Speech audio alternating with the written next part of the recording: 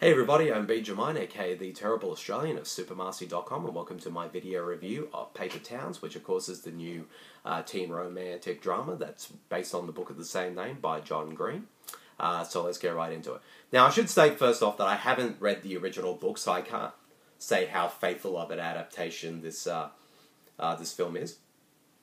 But one of the main reasons why I was very intrigued to check this film out regardless was, of course, that the same author behind this film, John Green, also wrote The Fault in Our Stars, which, of course, was made into a film last year that starred Shailene Woodley. And I actually really liked that film a lot. I thought it was a really well-made and effective teen romantic drama.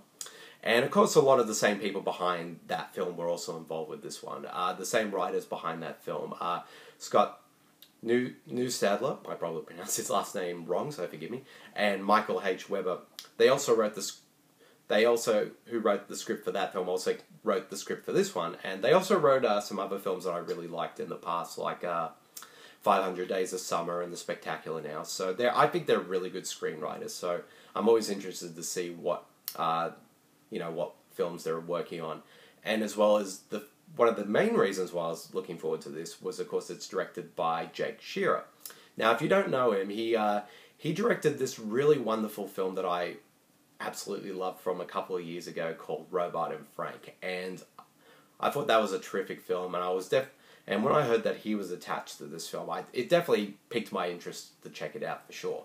And so I thought, okay, this has all the kind of ingredients of, all the elements that I liked about, The Fault in Our Stars. So I figured, okay, maybe this will be a pretty good teen film as well.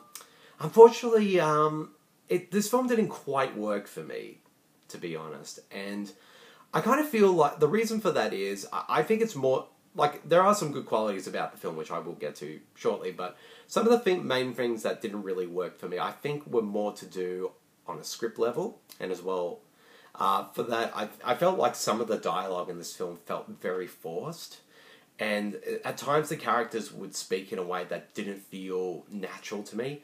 And I know this film, is trying to sort of, try to, accurately try to show what teens and all that are like, but unfortunately the dialogue, I didn't feel like it didn't sound like what teenagers would actually say, and at least modern teenagers. So, and also some of the characters kind of did things that felt that just didn't work for me on a character level as well, and I just didn't find them interesting.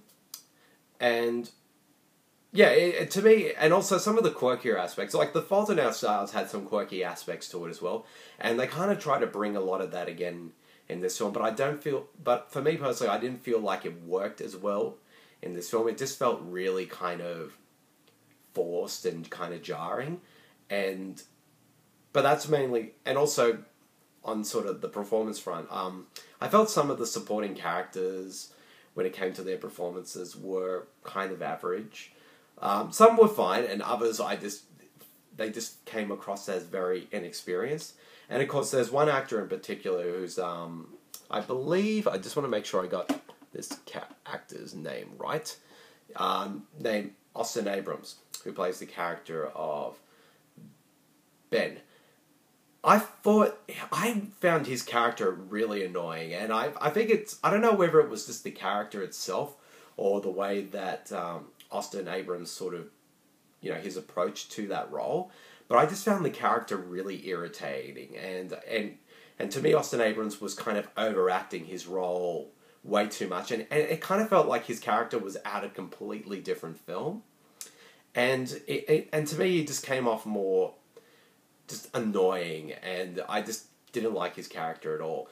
But I will admit he did get better as the film went along, particularly in the first act. But in the first two acts, I just didn't like his character at all, and I think that for me personally, I just didn't feel like it worked. Like, I see what that they were going for with that character, but to me, it just didn't work on either a script writing, on a script level, or a performance level. And also, there were just some things that just about the story that just didn't quite work for me on a plot level as well. But that being said, though, there are some aspects of it that I did like. I thought the two leads, Nat Wolff and Cara Delevingne, were both really good as the leads, and I thought they had really good chemistry with one another, and I actually found them both rather likable. And I thought the film looked great. Like, it's nicely shot, and it's well directed by Jake Schreier. And the soundtrack, of course, was really good. And I will say this, though, even though I didn't really care much for the first two acts, I really liked the first act. Once sort of the mystery sort of aspect of the film sort of really kicked in the gear. And that's where the film actually got a lot more interesting with me. And the way the sort of film actually went in that direction, I found both surprising and both really interesting. And it actually did some things that you wouldn't expect that a film like this would go into. And it actually brought a bit of sort of interesting sort of thematic elements to it as well that I found rather interesting. And which to me kind of made the film even more engaging for me was that third act. At least compared to the first two acts, which didn't really work with me at all. So yeah, overall, like, you can see that this film is trying to kind of replicate the same type of magic that The Fault in Our Stars had, in that sort of mixture of effective teen romance and sort of the quirky vibe, and also adding some elements that sort of elevate it more to be than just an average teen film.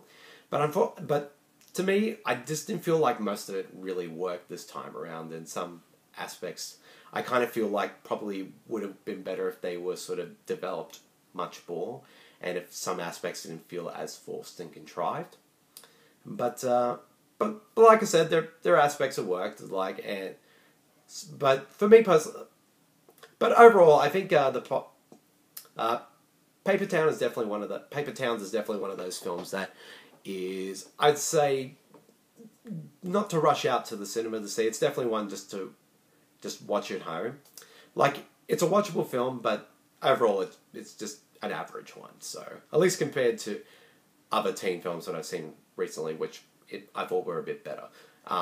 And compared to The Fault in Our Stars, this one didn't quite work for me. So, if I had to rate Paper Towns, I would give it a solid 2.5. So, like I said, it's watchable, but overall it's just an average film. So, yep, that's the end of my video review of Paper Towns. I hope you all enjoyed it, and I'll see you guys all later.